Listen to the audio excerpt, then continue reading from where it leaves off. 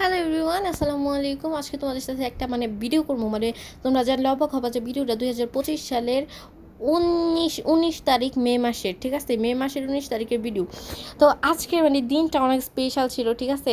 আজকে হচ্ছে আমার ছোটামুর সাতশা, আমরা আর কি আমার বড় খালা এদের বাসায় একটা ছোটোখাটো আয়োজন করছি। জাস্ট কেউই না, আমার আম্মু, আমি, নুসু আপু, আমার খালাতো বোন, বড় আম্মু, আমরা এগুলাই, ঠিক আছে? ওয়াফি আমরা।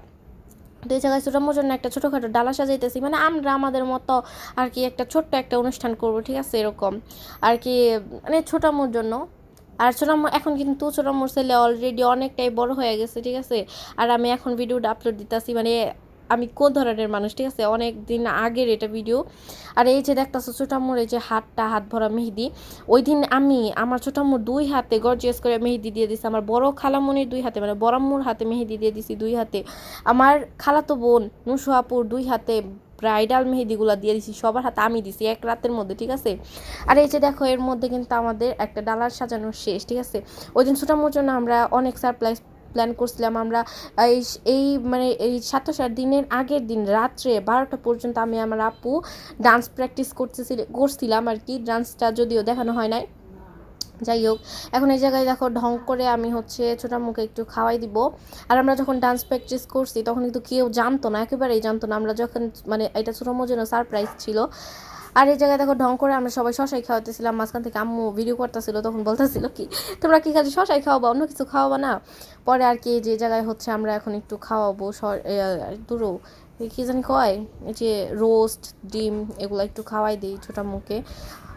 আর ওই দিনকার ওই দিন সব রান্না আমার বড়াম্মু করছিল, আমার বড় খালামণি, ঠিক আছে? বড়াম্মুর রান্না এত মজা হয়, জাস্ট বলার বাহিরে। ওই দিনকার রান্নার জন্য আরও বেশি মজা হয়ে গেছিল।